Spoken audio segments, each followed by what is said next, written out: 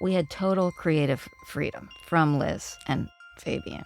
It was almost like the more outrageous the idea, the better. I heard about Fabien and I heard about Liz Tilberis. So it was like, somehow I have to get my work in through the door. It was a very safe place for a young lad like me to go and sort of have a shot, you know? It was a dream team. I mean, it was just incredible to have Liz and Fab. For me, it was sort of like this connection to something bigger than just fashion. Less than 2 years into Bazaar's triumphant return, Liz and Fabien had a problem. Bazaar's spare sculptural look was being copied everywhere. Fabien's style was almost too impactful. It was as if his look, the pared-down, almost raw layouts, the wild colliding fonts, was so entirely of the moment that it was suddenly everywhere, creating a new visual landscape. And for Bazaar, that meant it was time to change. Today we're talking to Fabien Baron about the creative chemistry between him and Liz Tilberis and the formula they came up with to stay several steps ahead of the competition. We're also talking to Amber Valletta, David Sims, Linda Evangelista, Tani Goodman, Mario Sorrente, Elisa Santisi, and Paul Cavaco about the stunning results of Liz and Fab's approach, including two of the most important fashion shoots of the 90s, stories widely referenced today.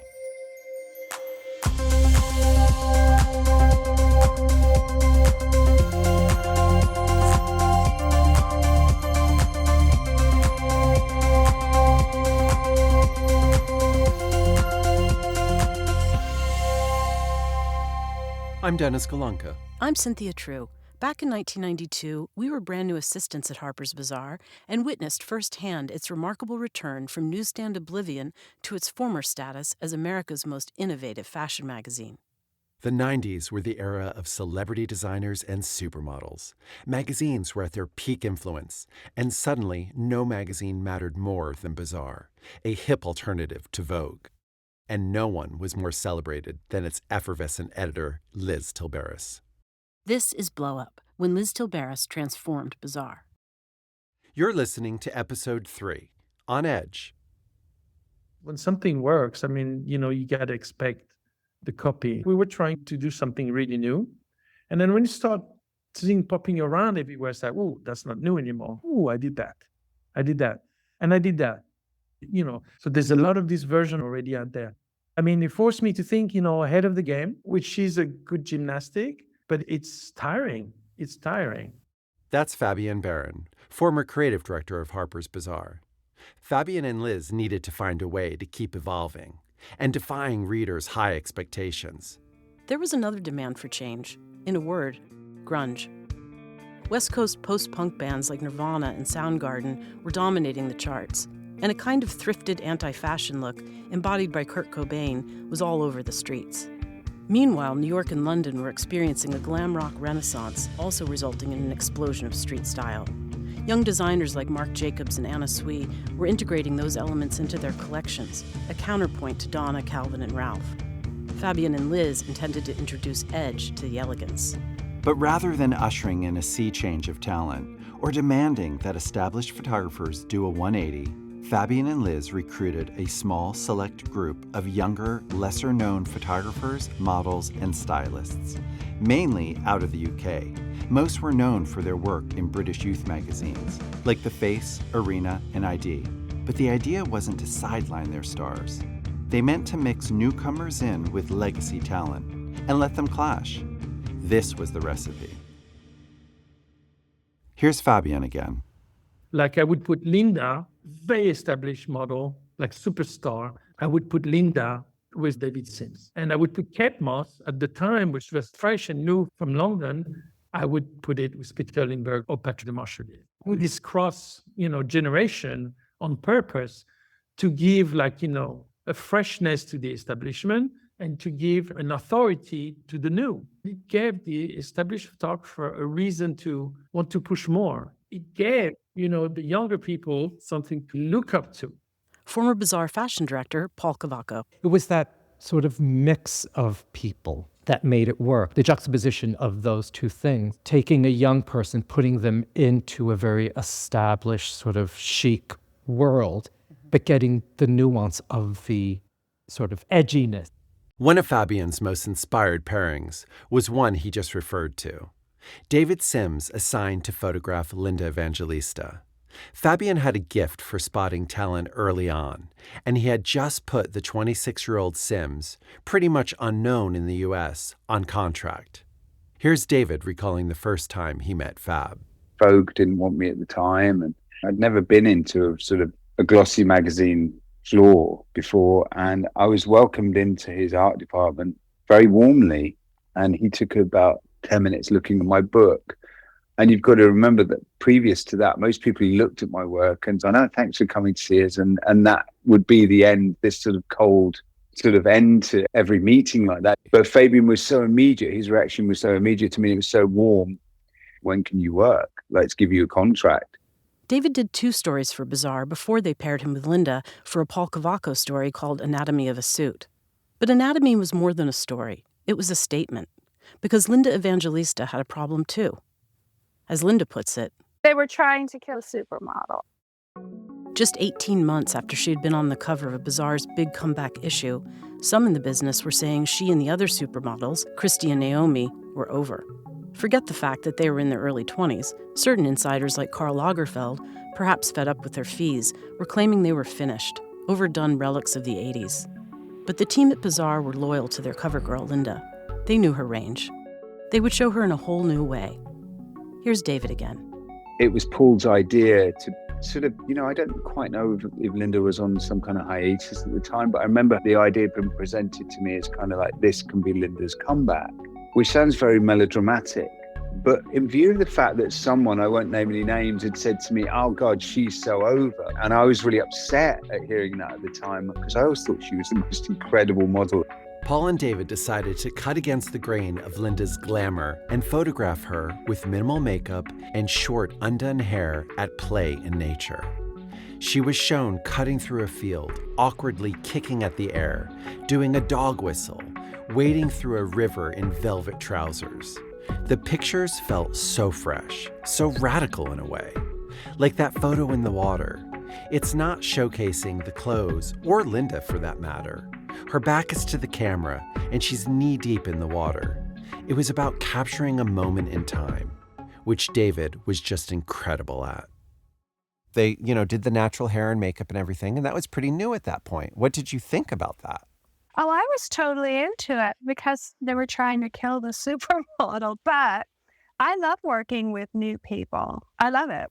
David's inspiration for the shoot was a British movie he loved from childhood called Kes, one he calls folkloric in a way, about a young boy and the relationship he develops with a bird that he nurses back to health.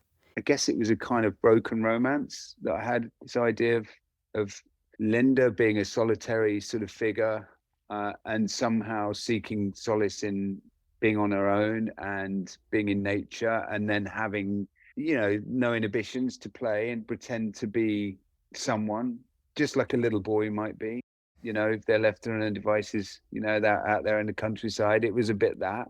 This is when we would go out on a location and not have an agenda, and we have to make a story. And I remember, if I could talk about Paul, I was like, if I get a tick bite out here, I'm not going to be happy. I mean, we love to complain, but it was a joke. And I remember Paul saying, "I hate nature. Give me the city sidewalk any day." And I'm like, "Please, taxi, please." So we talk about what we're going to do. We dress Linda. She has a suit on, and she goes out into the field, and she's completely slumped over in that very grungy thing.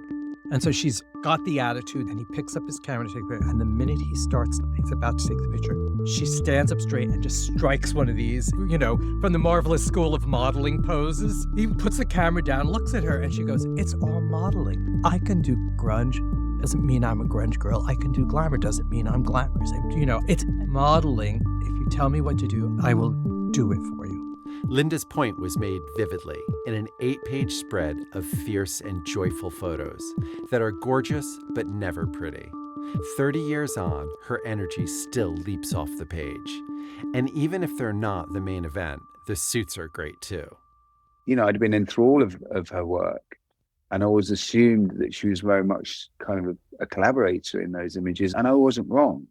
So when I was given the opportunity, I'd never even imagined that I would have that opportunity. So when it came to me, I grabbed it with both hands, or I like to think I did. Boy, I just didn't realize how good she was. Paul knew, you know.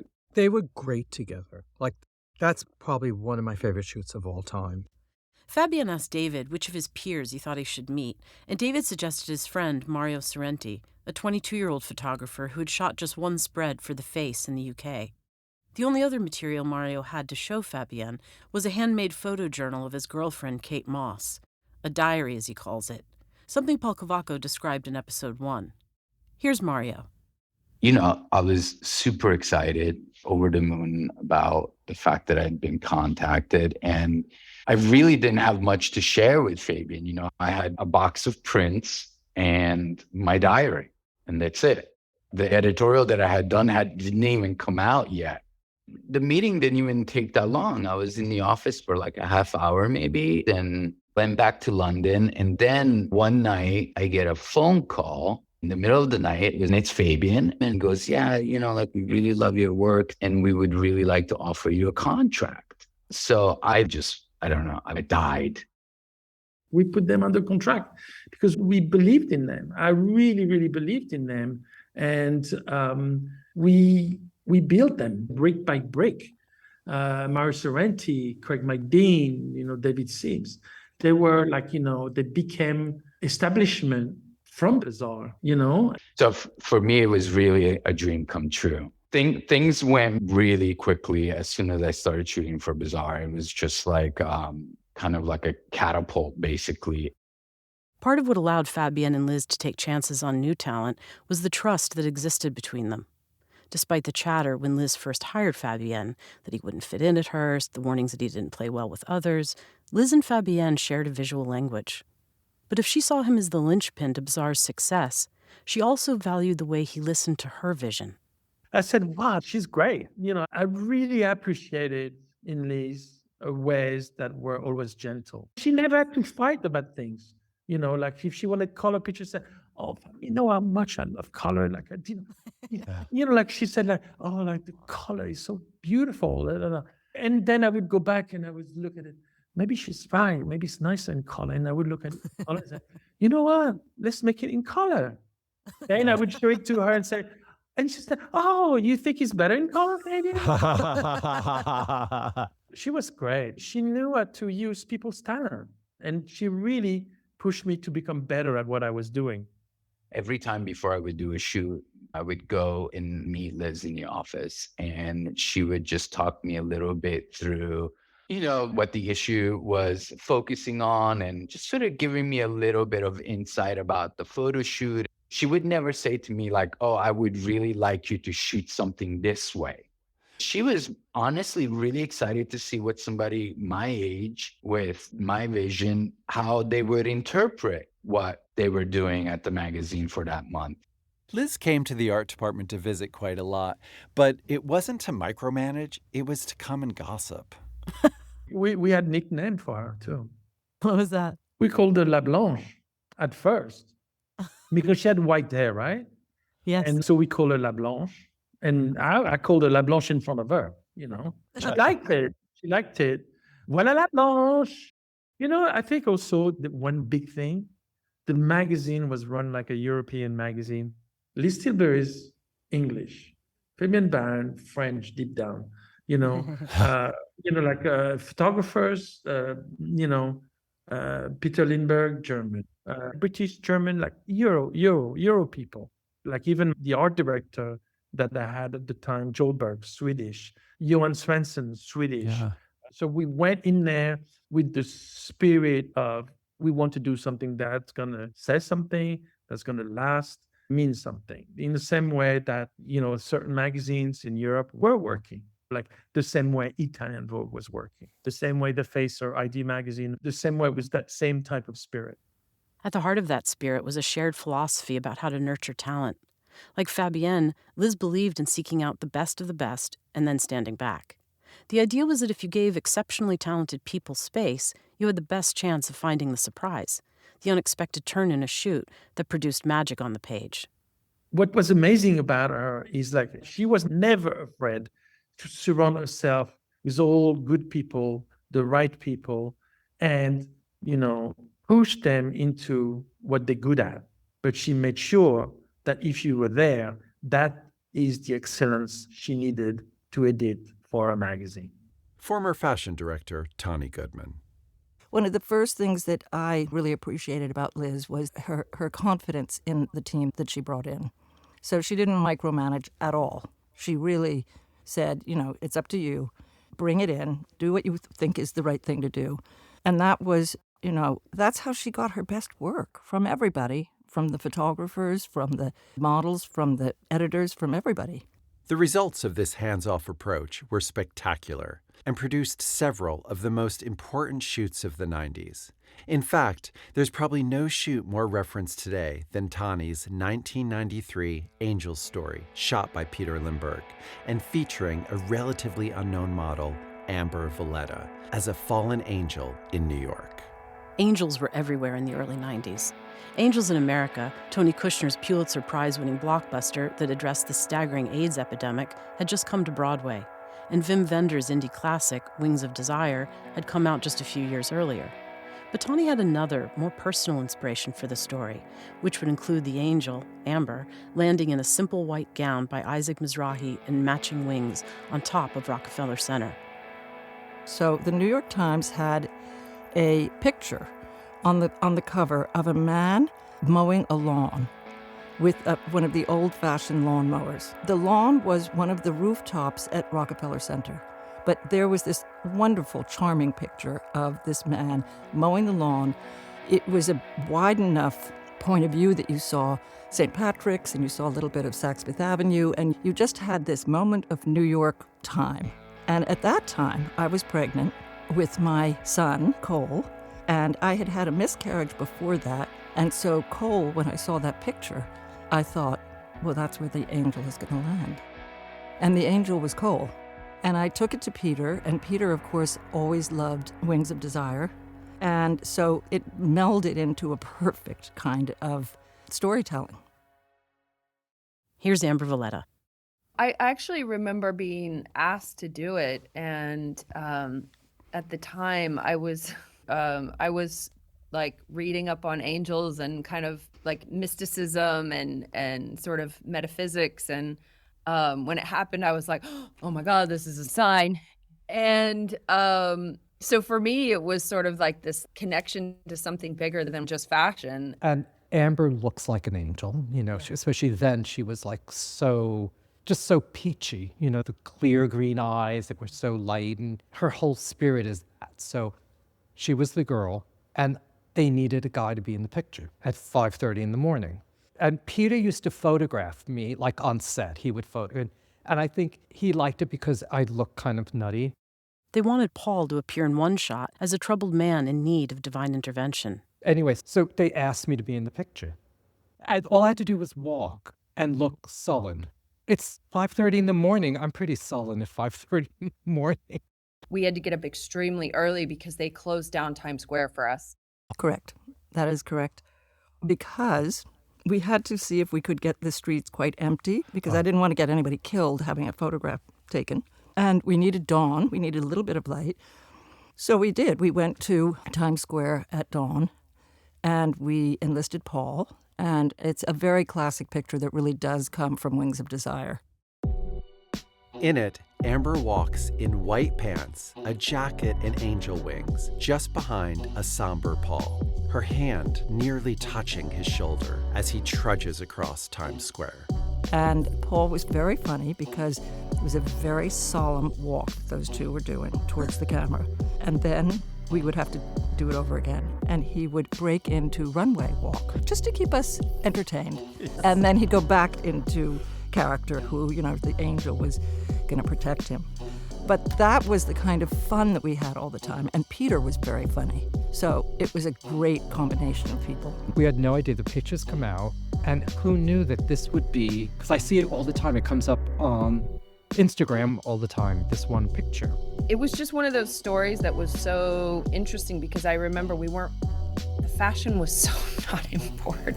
It was not like they were like, oh, we got to get a handbag in here. Oh, let's make sure we get this advertising credit. I'm sure Tawny was very cognizant of all the things she needed to do for her job, of course, because she's an amazing editor. But at the same time, there wasn't this sense of pressure. And we were allowed to just do what we wanted to do. And that's Liz Tilberis and Fabien allowing us that space. Whatever happened to those wings? They were stuck around for a long time. They did, were used right? again, yeah. Oh. And once again, who made them? We commissioned it. They didn't exist before. Where'd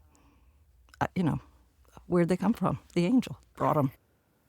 Of course, Liz and Fabien did have to sometimes grapple with practical matters, such as advertisers who didn't always love what they were doing. For instance, thanks to Bazaar's ultra-minimalist vision of the 90s, accessories coverage had all but died. Here's former accessories director Richard Sinnott. What was happening was no one was using jewelry or accessories, and the letters and faxes that would come through from the people that advertised and the designers that wanted to be in the magazine, and we would just get faxes and faxes, people claiming, where are the accessories? Where are the accessories? Liz and Fabien decided to reverse course and not only cover accessories, but showcase them like no American magazine had ever done before. Once again, they started with raw talent, a young editor named Lisa Santisi, who was known to have a kind of tilted viewpoint. Then they added to it with a brilliant pairing, or rather they allowed one. Here's Elisa. When I got there, Fabien asked me who I wanted to work with, and I was like, he's asking me who I should work with? I was like a little bit surprised, and I said Raymond Meyer. Raymond Meyer was an experimental Swiss photographer who was known for setting up highly composed and slightly unsettling still lives. Fabien and Liz said yes right away. They could see that Elisa had a great sense of humor, and given that most accessories coverage tended to be static, think brooches on a white background, they were curious about what the pair would generate. She had just enough twist, just enough quirk, and that's how those magnificent accessory stories, which were really fashion stories, 'cause a lot of times they were more exciting, if you will, than fashion stories. We had total creative freedom from Liz and Fabien. It was almost like the more outrageous the idea, the better. But it was kind of like high concept, low budget. I mean, one time I had like 2 bags of shoes, paper bags full of shoes. We went to Times Square at night and put them in like a fast food shop. And there was one image that I really love where we were in the theater district and I put the bag on the counter of like where they were selling tickets. And it was like an Hermes bag, like this very simple, gorgeous Hermes bag. And I think like Tommy was playing and there was a woman behind the counter and she was taken off guard. And it was just, it was funny. Elisa and Raymond were changing the popular understanding of still life photography in a commercial space. But at the time, all I knew was how exciting the images coming into the art department were. They pushed boundaries and used unconventional elements, such as snakes, skulls, and a pink Siamese cat to model jewelry, bags, and shoes. I remember one shoot, they took a pair of hands and put them inside of sandals. And then there was the time they recreated crime scene photos from a murder investigation. Some images were almost uncomfortable, but they were also really funny. It always took the eye a moment to register what you were seeing. Some things I thought they were going to hate, because one time we went like into Chinatown and taped shoes to windows, just with tape. And it was not my favorite story, but I think we sent like a Polaroid up to the office. And Fabien was like, great, we love it, keep going. But anyway, she gave us that freedom. And we were able to do some pretty, not just outrageous shoots. In a way, it was kind of groundbreaking because people weren't doing that. And then to hear you saying, yeah, we just kind of went on the street and taped some stuff on a window once in a while. And you know what I mean? It's like, wow, you don't have to have $1 zillion. You could still make beautiful images with simplicity and thought and a story. People were ready for cool, and Liz served it up. When you were working there, you didn't think you were changing things. We were just working. I knew that I was loving what I was doing. We kept thinking, what can we do? What can we do to make this better?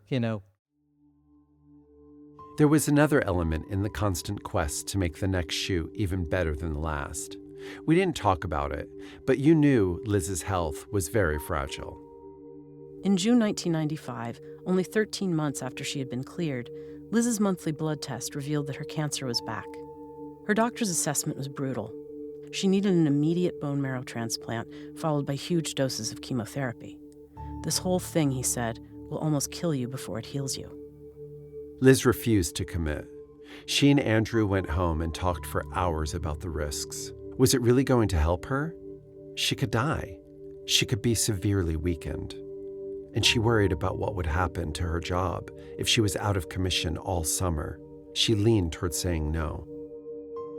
Liz and Andrew called her brother Grant, who was a doctor in the UK.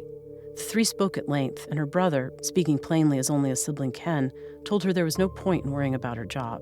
If she didn't do this, she wouldn't be around to have a job. Liz agreed to go through with it. She was unable to spend the summer at the beach, but in July, shortly before surgery, she got to spend one night at the White House. She was there to profile First Lady Hillary Clinton, who was then writing her book, It Takes a Village. Liz knew Mrs. Clinton through her work for the AIDS charity Kids for Kids, and the First Lady invited her to stay overnight in the Lincoln bedroom. The bone marrow transplant was as harrowing as the doctor had warned, but Liz managed to look at layouts from her hospital bed, more to focus her mind than anything.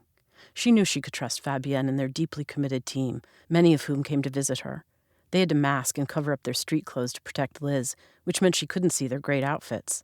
She asked beauty director Anne-Marie Iverson to wear open-toed shoes so she could at least see her pretty pedicure.